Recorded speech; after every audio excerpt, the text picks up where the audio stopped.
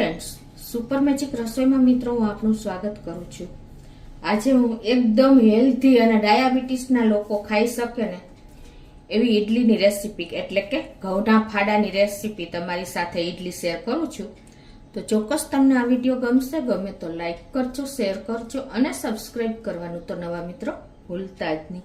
બાજુમાં રહેલું બેલ આઇકનને પણ પ્રેસ કરજો જેથી કરીને લેટેસ્ટ વિડીયોની માહિતી તમને ડેઈલી મળતી રહે। તો આપણે દાળ ચોખાની ઈડલી તો બહુ ખાધી, પણ આ એક ઈડલીનું હેલ્ધી વર્ઝન છે।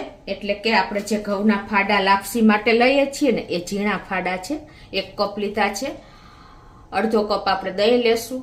પછી આપણે વેજીટેબલમાં વટાણાને મેં ક્રશ કરી લીધા છે, કેપ્સિકમ તમારે લેવા હોય તો લઈ શકો છો, અત્યારે મેં મરચાં લીધા છે, ગાજર 1 લીધું છે, આદુ મરચાંની પેસ્ટ છે, ચણાની દાળ, અડદની દાળ, લીમડો, ઈનો અને ચટણી માટે આપણે ટોપરું લેશું, મગફળીના દાણા લેશું, ધાણા ભાજી છે તો અને દહીં લેશું। રૂટીન મસાલા છે, તો બનાવવાનું ચાલુ કરીએ।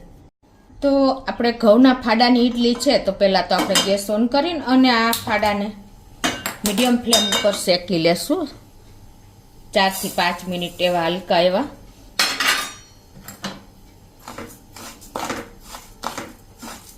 તો આ રીતે આપણે મીડિયમ ફ્લેમ ઉપર 3 થી 4 મિનિટ શેકી લીધા છે ફાડાને અને એને ઠંડા થવા દઈએ, રૂમ ટેમ્પરેચર ઉપર આવવા દઈએ। તો આપણા ઘઉંના ફાડા પણ ઠંડા થઈ ગયા છે, તો આને આપણે છે ને એક મિક્સર જારમાં નાખી દઈએ। જો મોટા ફાડા હોય ને તો તમારે પીસવાના, ઝીણા એકદમ હોય તો કોઈ વાંધો નથી। હવે એમાં આપણે અડધો કપ દહીં નાખી દેવાનું છે, ખાટું દહીં લેવાનું છે, ખાસ નોટ કરજો। અને આને આપણે મિક્સર જારમાં થોડાક મિક્સ કરી લઈએ। તો આ રીતે જો આપણે એક આટો ફેરવી દીધો છે, જરૂર હોય તો જ ફેરવવાનો, નહીંતર એકદમ એજ ઇટ ઇઝ મિક્સર સરસ જ થશે। તો એને એક બોલમાં લઈ લઈએ। તો આ રીતે જો આપણે બેટર પણ બોલમાં લઈ લીધું છે। હવે એમાં આપણે એક મીડિયમ સાઈઝનું મેં ગાજર સમાર્યું છે એને નાખી દેશું અને 1/4 કપ જેટલા વટાણાને મેં ક્રશ કર્યા છે અને તમે સમારી પણ શકો છો અને ગાજરને ગ્રેટ પણ કરી શકો છો। જો સમારવું હોય તો એકદમ ઝીણું સમારવાનું। અને 1 ટેબલ સ્પૂન જેવી આદુ મરચાંની પેસ્ટ નાખી દેશું। ટેસ્ટ એકોર્ડિંગ 1 ટીસ્પૂન જેવું આપણે મીઠું નાખીને અને આ બધું મિક્સ કરી લઈએ। તો આ રીતે જો આપણું ઈડલી બેટર તૈયાર થઈ ગયું છે। અત્યારે મોસ્ટ ઓફ વધારે પડતા ડાયાબિટીસના પેશન્ટ જોવા મળે છે, તો એ લોકો સાદી ઈડલી ખાઈ નથી શકતા, એટલે કે દાળ ચોખાની। પણ આ એકદમ આપણે ઘઉંના ફાડાની ઈડલી સ્પેશિયલી લોકો ખાઈ શકે છે। તો હવે એક વઘાર તૈયાર કરી લઈએ। એના માટે ગેસ ઓન કરી અને એક પેનમાં 1 ટીસ્પૂન જેવું તેલ મૂકી દેશું। ફ્લેમ મીડિયમ રાખી છે। 1 ટીસ્પૂન જેવી અડદની દાળ નાખી દેશું અને 1 ટીસ્પૂન આપણે ચણાની દાળ નાખી દેશું। 1/4 ટીસ્પૂન હિંગ નાખી, 1/4 ટીસ્પૂન રાઈ અને લીમડાના પત્તા નાખી દઈએ।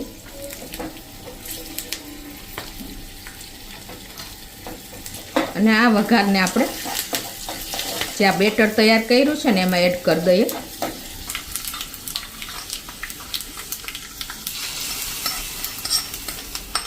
અને આને આપણે મિક્સ કરી લઈએ।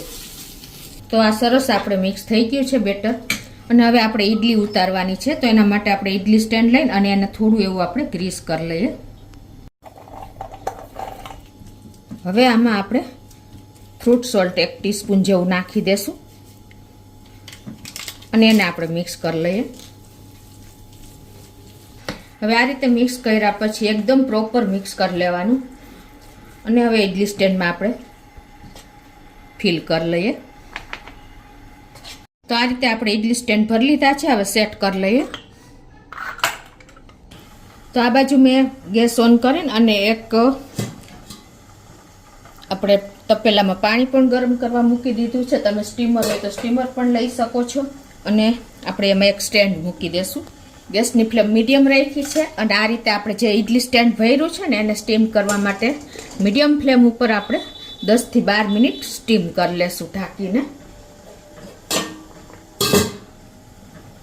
આપણું ઈડલી સ્ટેન્ડ તૈયાર થાય છે ને ત્યાં આપણે એક પેનમાં 1 ટીસ્પૂન જેવું તેલ મૂકી દેશું અને એમાં 1/4 કપ જેટલા સિંગદાણા ચટણી બનાવવા માટે અને અડધો કપ જેવા ડાળિયા. તમે તમારા ટેસ્ટ એકોર્ડિંગ આમાં વધઘટ કરી શકો છો. અને 1/4 કપ જેટલું આપણે આ લીલું ટોપરું લીધું છે, એને પણ આમાં જ શેકી લેશું.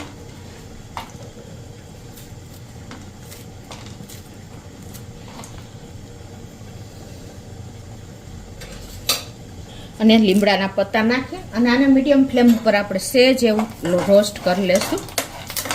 તો આ રીતે આપણે જો 2 થી 3 મિનિટ ખાલી રોસ્ટ જ કર્યા છે. સિંગદાણા અને ડાળિયા સરખા શેકાય છે એટલા. હવે આને આપણે ઠંડુ કરવા મૂકી દઈશું અને ઠંડુ થાય એટલે આપણે મિક્સર જારમાં લઈ લેશું. તો આપણું આ બધું મિશ્રણ તૈયાર થઈ ગયું છે ઠંડુ થઈને, અને એને મિક્સર જારમાં નાખી તો એમાં આપણે 1 મરચાંના કટકા નાખી દઈશું. 1 ઇંચ આદુનો ટુકડો નાખી દઈએ. 2 થી 3 ટેબલ સ્પૂન જેવું દહીં નાખી દઈએ. તમારે દહીંનો નાખવું હોય તો તમે આંબલીનો ટુકડો પણ નાખી શકો છો. અને 1 ટીસ્પૂનથી ઓછું એવું મીઠું નાખી દઈએ અને આને આપણે બ્લેન્ડ કરી લઈએ. આ રીતે આપણે ચટણીને પણ તૈયાર કરી લીધી છે, તો એક બોલમાં લઈ લઈએ. તો હવે આપણે ચટણી માટે વઘાર કરી લઈએ. તો ગેસ ઓન કરી અને એક વઘારિયામાં આપણે 1 ટીસ્પૂન જેવું તેલ મૂકી દઈશું. તેલ પણ ગરમ થઈ ગયું છે. 1 ટીસ્પૂન જેવી ચણાની દાળ, 1 ટીસ્પૂન અડદની દાળ. મીડિયમ ફ્લેમ ઉપર જ આપણે વઘાર કરવાનો છે. 4 થી 5 લીમડાના પત્તા નાખી દઈએ. 1/4 ટીસ્પૂન રાઈ નાખી દઈશું અને 1/4 ટીસ્પૂનથી ઓછી એવી હિંગ નાખી દઈએ. અને હવે આ વઘારને આપણે ચટણીમાં રેડી દઈશું. અને 1 સૂકું લાલ મરચાંને પણ આપણે વઘારમાં નાખી દઈએ. તો આપણો વઘાર રેડી થઈ ગયો છે ચટણી માટેનો. તો એને આપણે ચટણી માથે જ પોર કરી દઈએ. ગેસની ફ્લેમ બંધ કરી દઈએ.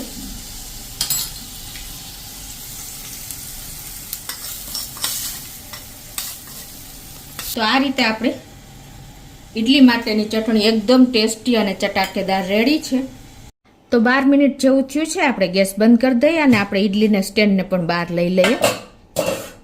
હવે આને આપણે ઠંડી થવા દઈએ. કેવી આપણી ઈડલી પણ જોવો, 1 મિનિટ પછી ખોલી લઈએ. એકદમ સરસ આપણી ઈડલી રેડી થઈ ગઈ છે. તમને ખ્યાલ આવી જતો હશે.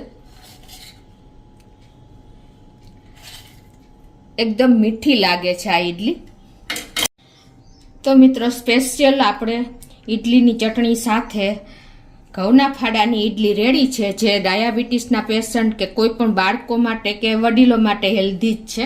તો ચોક્કસ તમે એક વખત આ રીતે ટ્રાય કરજો અને ગમે તો લાઈક કરજો, શેર કરજો અને સબસ્ક્રાઈબ કરવાનું તો ભૂલતા જ નહીં.